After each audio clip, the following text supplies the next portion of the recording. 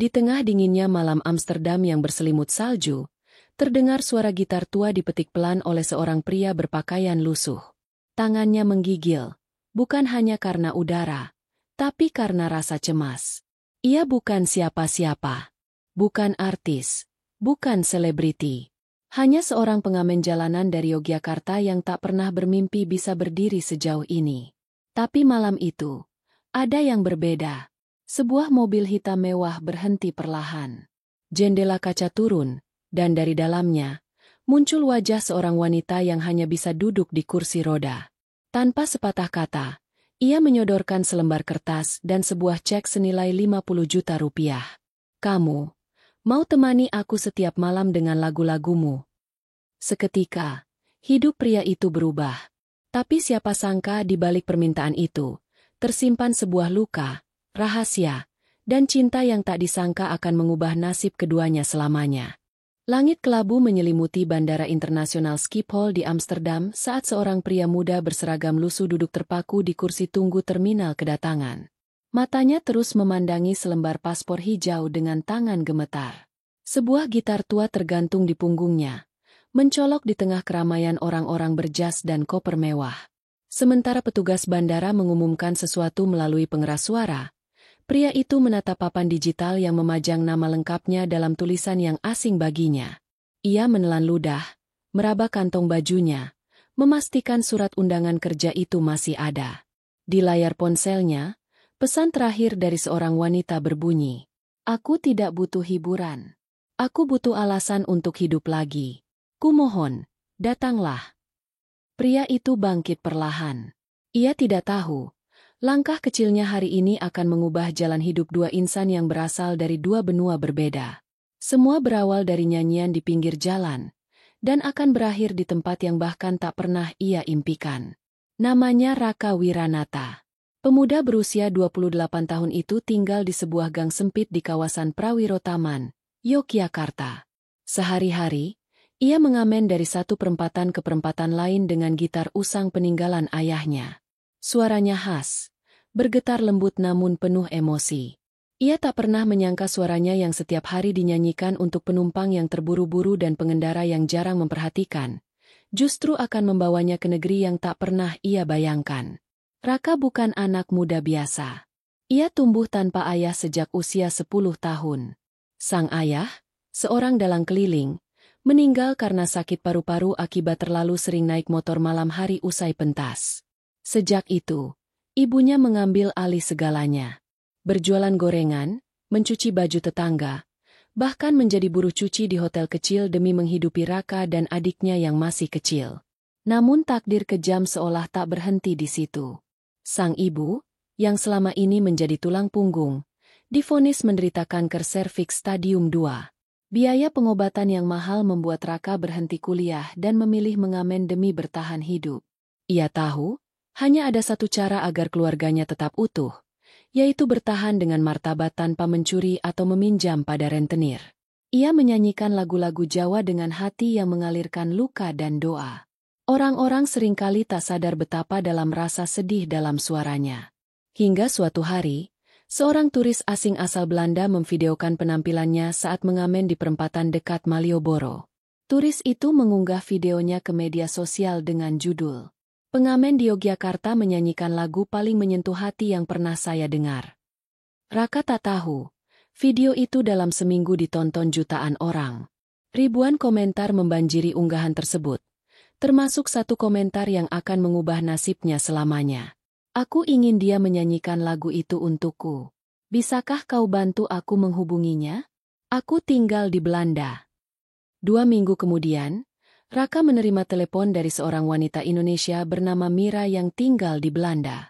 Mira adalah penerjemah dan pengurus pasien di sebuah rumah perawatan pribadi milik Elsa van den Berry.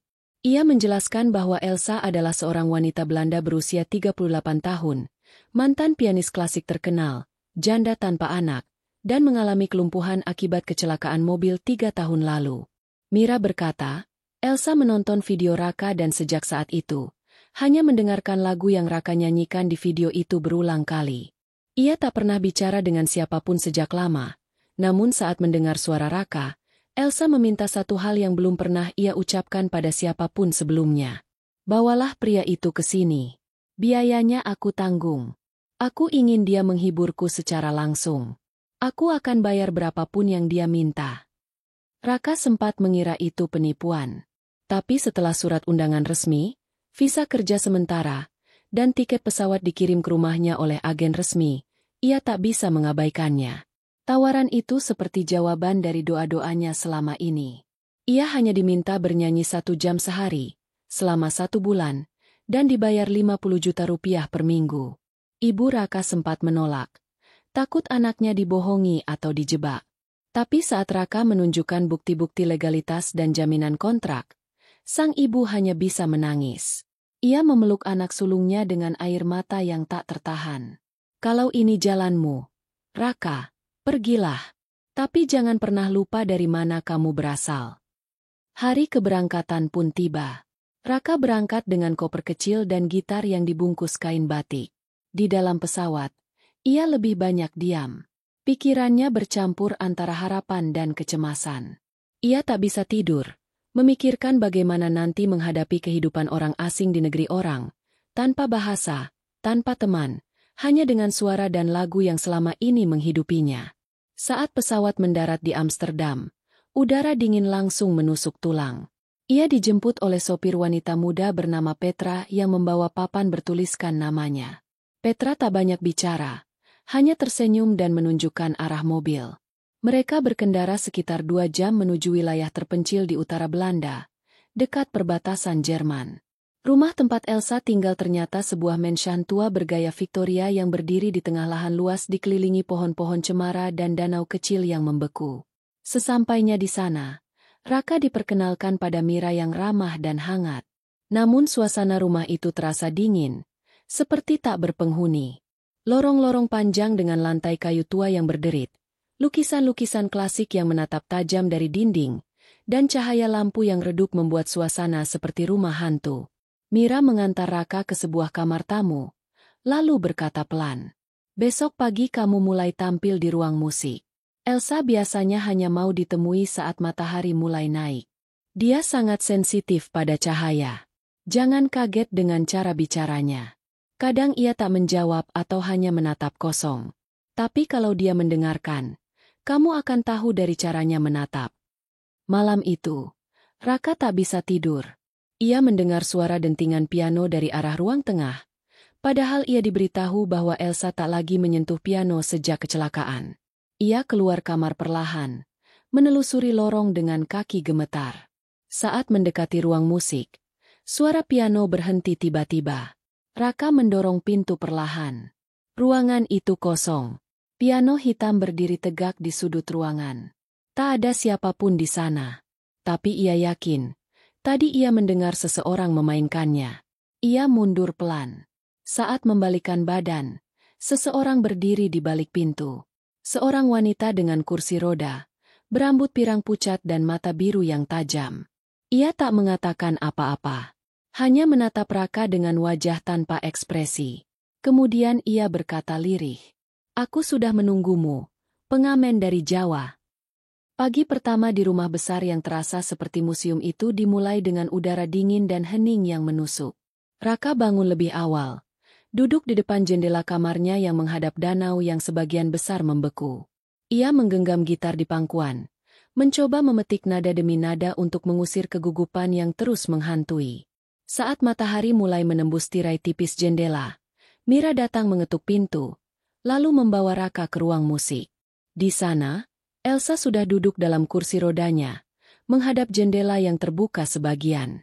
Ia mengenakan gaun putih tebal yang membuatnya terlihat seperti hantu yang hidup.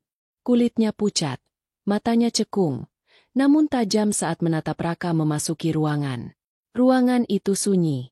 Hanya ada suara langkah Raka yang pelan-pelan mendekat. Elsa tidak menyapa. Ia hanya menggerakkan jarinya, memberi isyarat agar Raka duduk di bangku kayu yang sudah disiapkan. Sebuah mikrofon kecil terpasang di depannya. Di belakang Elsa, ada piano hitam yang mengkilap, ditutupi kain bludru gelap. Piano itu tampak seperti pusaka yang tak boleh disentuh sembarangan. Mira berdiri di sudut ruangan. Wajahnya penuh harap, Seolah ini adalah ujian besar yang menentukan segalanya. Raka menarik napas dalam-dalam. Ia mengatur posisi duduk, menggenggam leher gitar, lalu mulai memetik nada pelan. Ia menyanyikan lagu yang sama seperti dalam video viral itu. Lagu berbahasa Jawa, tentang seorang ibu yang ditinggal anaknya merantau dan tak kembali. Suaranya perlahan memenuhi ruangan, membelah kesunyian seperti pisau tajam menusuk kabut. Elsa tak bereaksi di awal. Ia hanya menatap kosong keluar jendela. Tapi saat bait kedua mulai dinyanyikan, matanya berkedip pelan. Jemarinya menggenggam roda kursi lebih erat. Suasana berubah. Seakan suara Raka masuk perlahan-lahan ke dalam pori-pori rumah tua itu, membangunkan kenangan-kenangan yang lama terkubur. Lagu selesai. Raka menunduk. Tidak ada tepuk tangan. Tidak ada pujian. Elsa tetap diam. Namun ketika Mira hendak berbicara, Elsa mengangkat tangannya. Perlahan, wanita itu berkata pelan. Lagu itu terasa seperti musim semi pertama setelah musim dingin yang terlalu panjang. Raka menatapnya. Bingung. Elsa melanjutkan dengan suara yang sedikit serak. Lanjutkan besok. Tapi jangan lagu yang sama. Aku ingin mendengar yang lain. Lagu yang tidak biasa. Lagu yang menceritakan hatimu.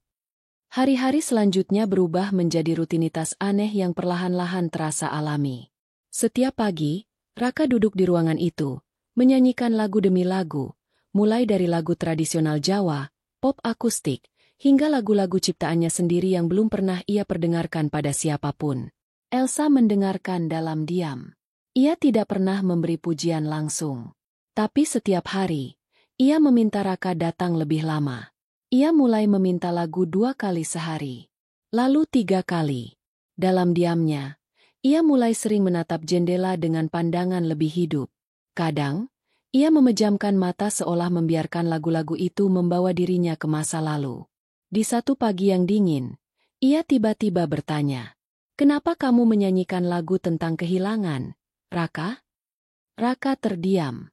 Ia tak pernah menceritakan hidupnya pada siapapun di rumah itu, selain Mira. Tapi entah kenapa, tatapan Elsa membuatnya ingin membuka diri. "Karena saya tahu rasanya kehilangan sejak kecil," jawabnya pelan. Elsa tak berkata apa-apa. Tapi sejak hari itu, ia mulai membuka percakapan. Tentang musik. Tentang pianonya yang dulu ia mainkan saat usia 5 tahun. Tentang suaminya yang meninggal di jalan tol karena mabuk saat mengemudi.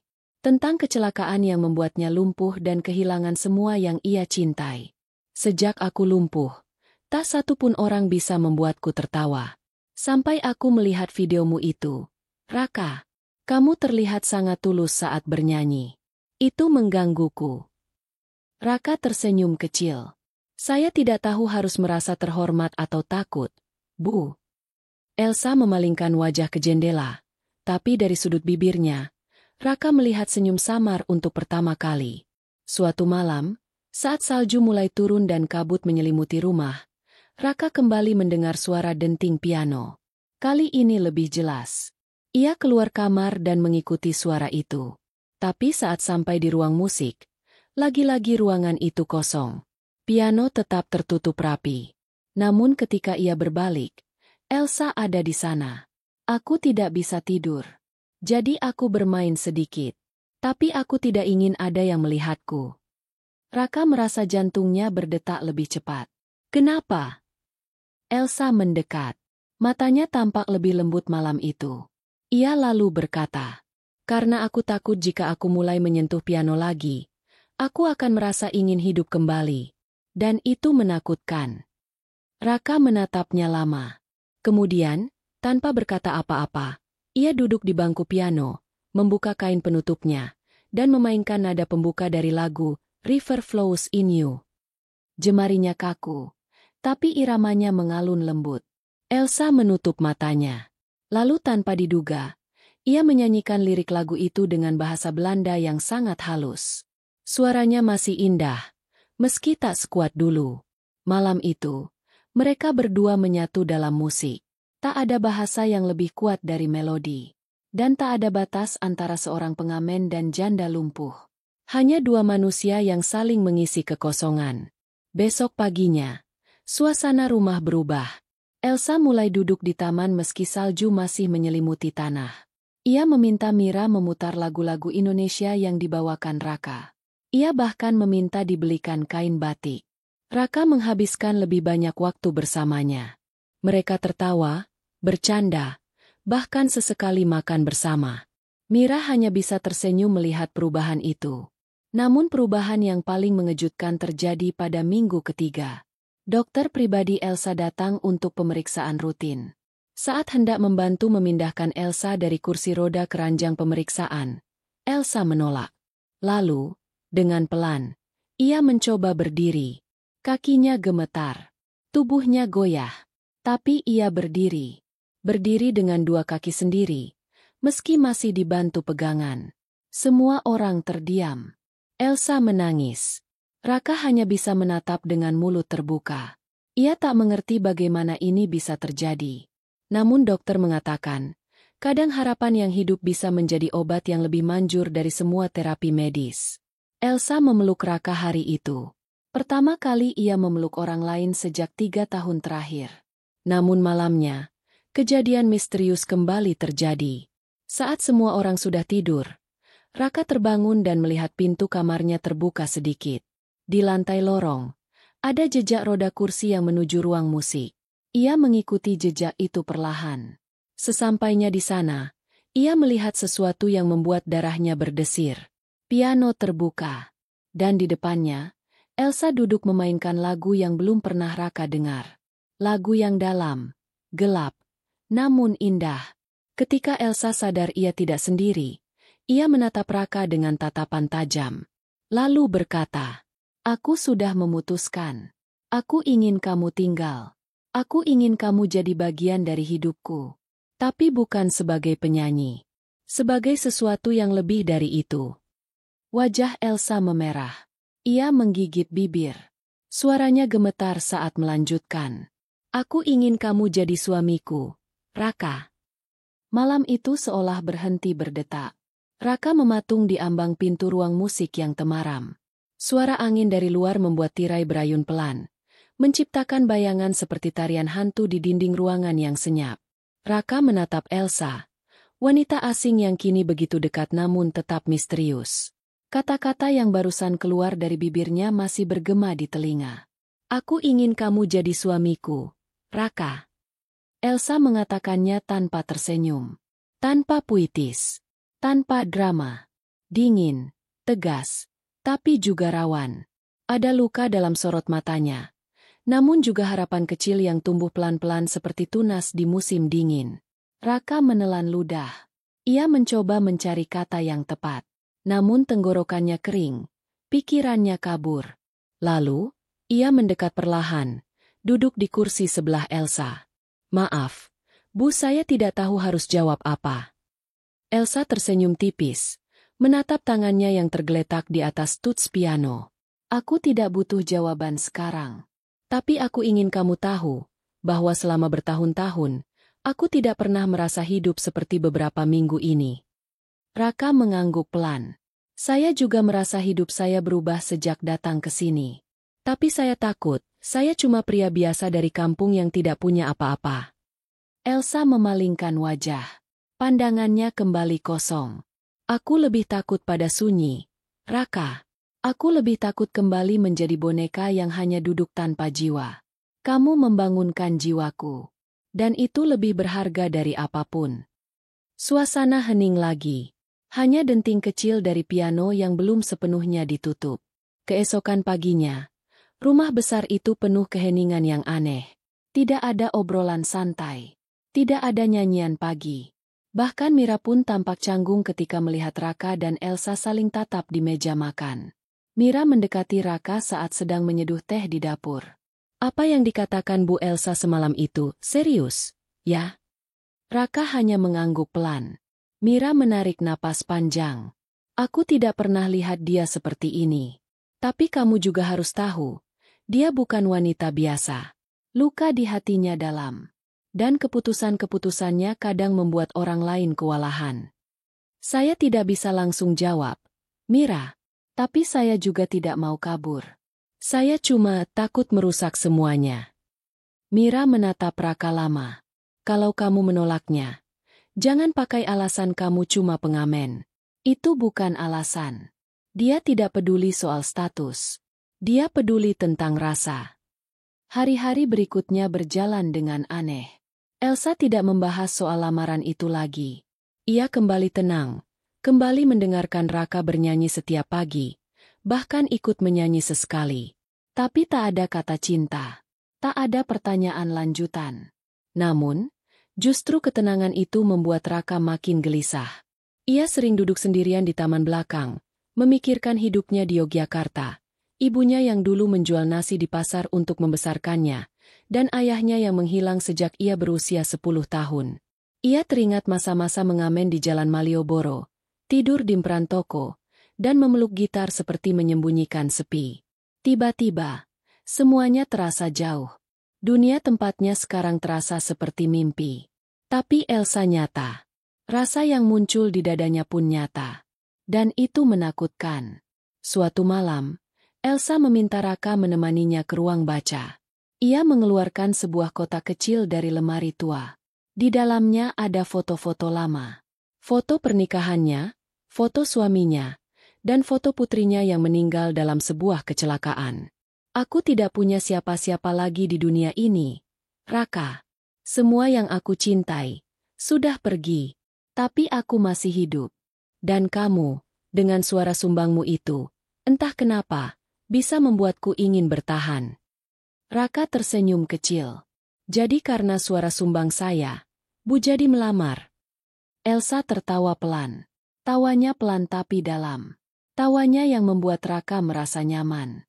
Bukan cuma suaramu, tapi juga karena kamu tidak pernah memandangku dengan iba. Raka menatap Elsa dalam, lalu berkata dengan suara yang lebih mantap. Kalau begitu, beri saya waktu. Saya bukan menolak, tapi saya ingin mengenal ibu bukan sebagai pengagum, tapi sebagai seseorang yang bisa mencintai tanpa takut. Elsa mengangguk, matanya berkaca-kaca, tapi ia tersenyum. Waktumu tidak akan banyak. Aku tidak tahu sampai kapan aku akan hidup. Tapi selama waktu itu masih ada, aku akan menunggumu, Raka. Hari-hari pun terus bergulir. Musim dingin mulai mereda. Salju mencair. Taman di belakang rumah mulai menunjukkan warna hijau. Elsa semakin sering berjalan, meski masih tertatih. Tapi semangatnya menyala. Suatu siang, saat matahari bersinar cukup hangat, Elsa mengajak Raka naik perahu kecil di danau belakang rumah. Mira yang mendayung, sementara mereka duduk berhadapan. Angin sejuk menyentuh wajah mereka. Elsa menatap Raka lama. Di tempat seindah ini, aku ingin mendengar jawabanmu. Raka tersenyum. Ia memejamkan mata sejenak, menghirup udara dalam-dalam.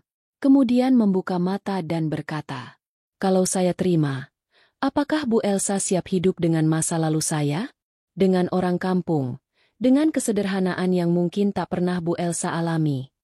Elsa menjawab tanpa ragu. Aku siap, karena sejak kamu datang, aku tidak pernah merasa mewah lagi. Aku merasa jadi manusia. Perahu berhenti di tengah danau. Raka meraih tangan Elsa, dan untuk pertama kalinya, ia mengecup punggung tangannya. Kalau begitu, saya terima. Tapi jangan panggil saya suami. Panggil saya Raka. Karena saya ingin jadi teman hidupmu, bukan pelarianmu. Elsa tersenyum.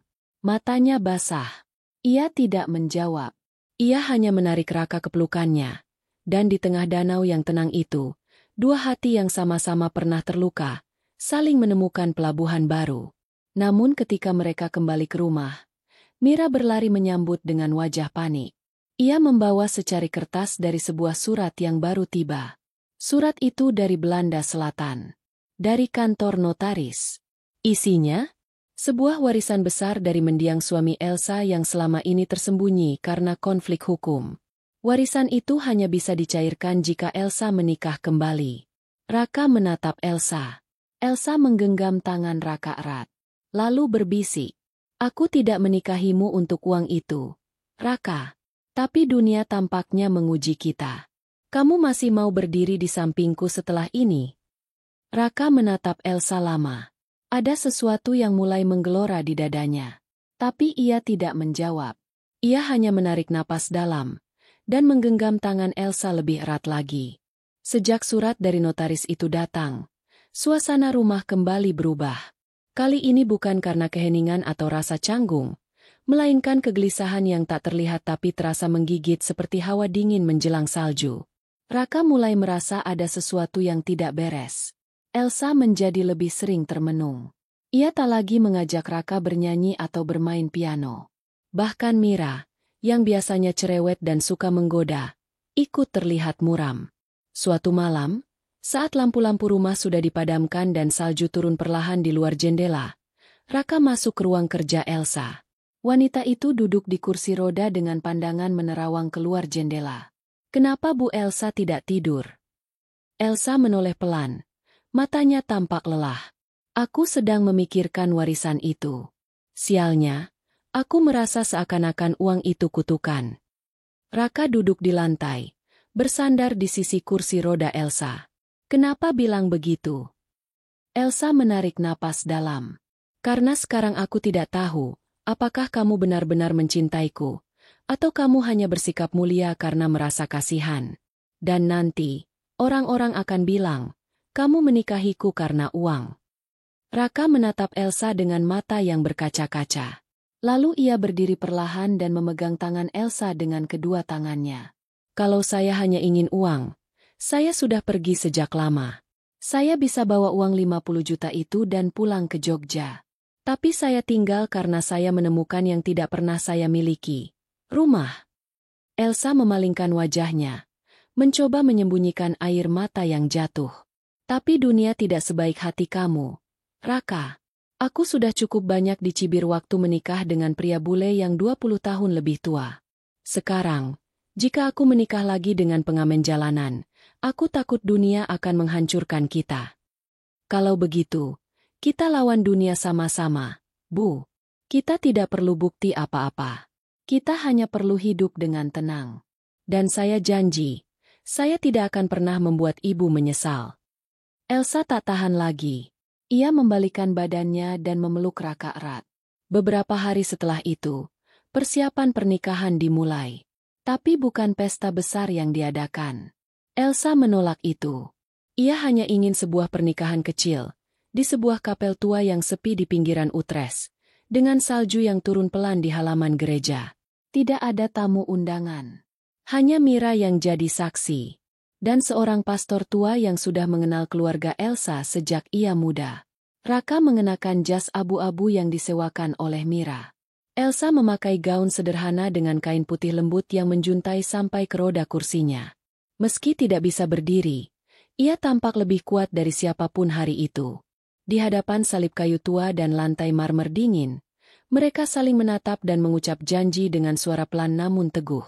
Aku tidak menjanjikan rumah mewah, tapi aku akan menjadi rumah untuk hatimu, kata Raka, menggenggam jemari Elsa. Aku tidak menjanjikan dunia, tapi aku akan menjadikanmu satu-satunya dunia yang kupunya, jawab Elsa, dengan suara yang bergetar menahan air mata. Pastor mengangguk, lalu menyatakan mereka sebagai suami istri. Di luar gereja, salju turun pelan. Angin membawa lonceng gereja berdentang lembut. Dan ketika mereka keluar dari pintu kayu besar, matahari musim dingin menyembul di balik awan. Hari-hari pernikahan mereka bukan kisah romantis seperti di film-film. Tidak ada bulan madu ke Paris. Tidak ada liburan ke pulau tropis.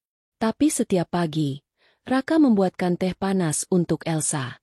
Ia akan memutar lagu-lagu lama di radio dan menyanyikannya sembari membantu istrinya berpindah dari tempat tidur ke kursi roda. Elsa yang dulu kaku dan dingin, kini mulai sering tertawa. Kadang ia akan menggoda Raka dengan menyebut dirinya, suami pengamen rasa pangeran. Raka juga mulai mencatat lagu-lagu yang ia tulis sendiri.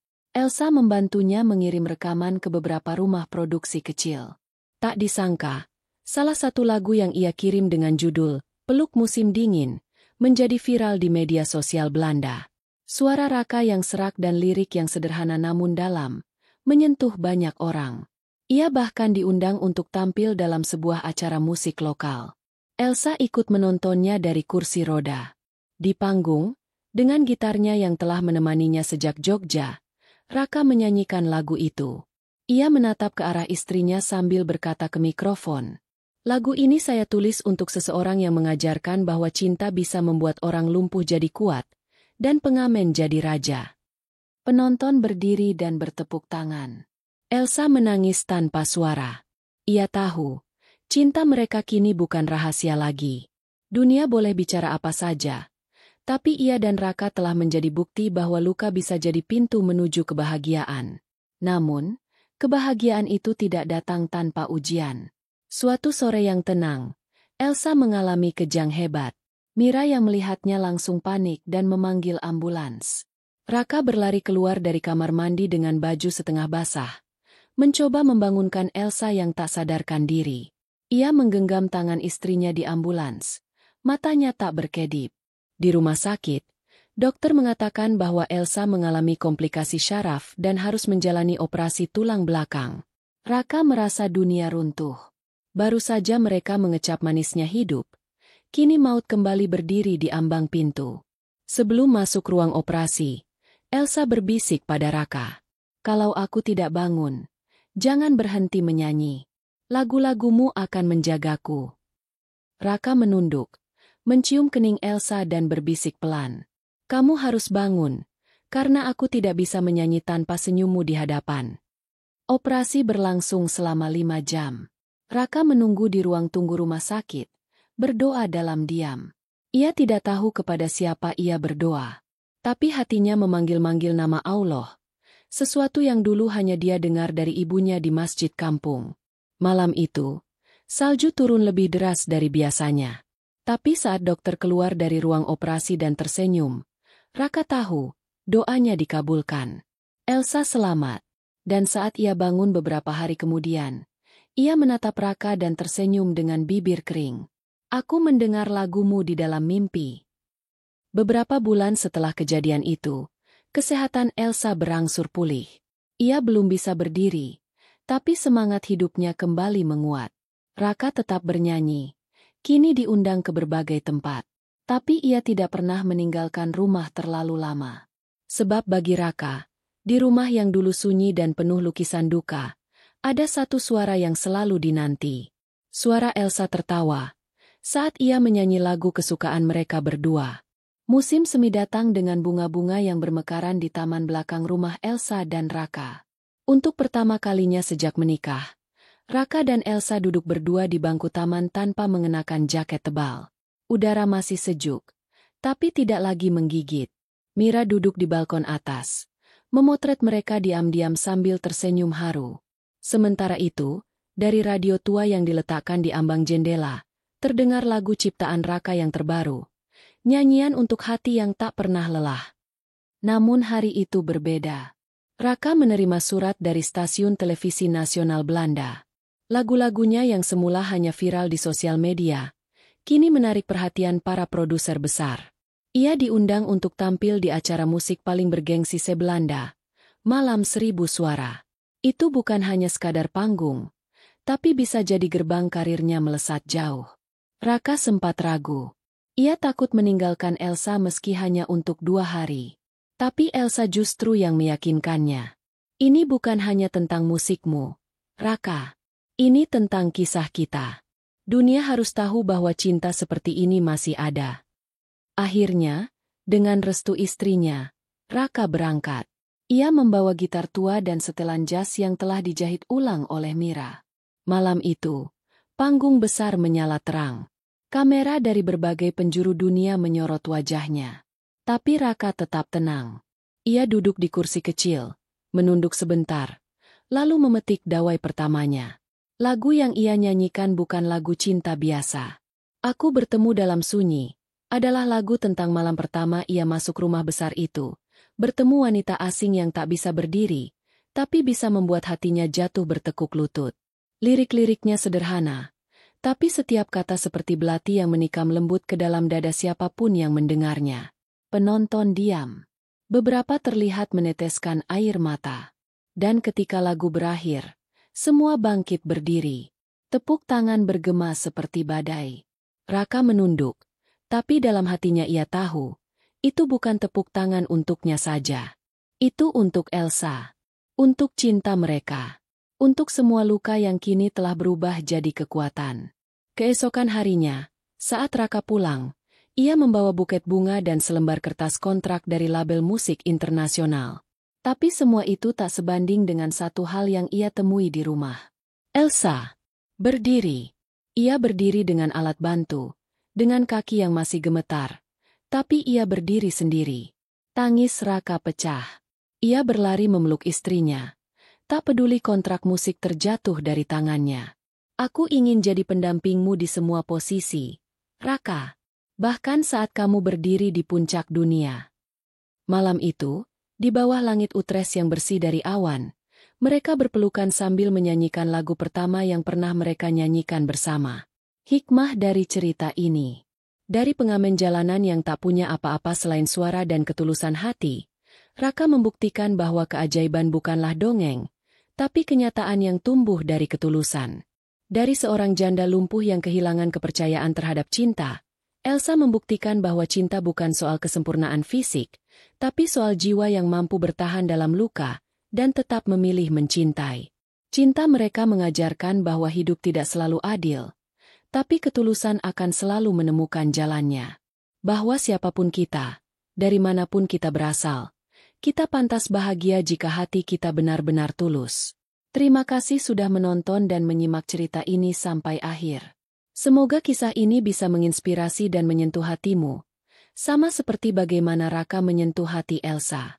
Kalau kamu suka cerita ini, jangan lupa klik like, tulis komentar pendapatmu tentang kisah ini, dan subscribe channel ini agar kamu tidak ketinggalan cerita-cerita inspiratif lainnya yang menyentuh dan menggugah hati. Sampai jumpa di cerita berikutnya. Salam hangat dari kami. Dan ingat, cinta yang tulus tidak pernah salah jalan.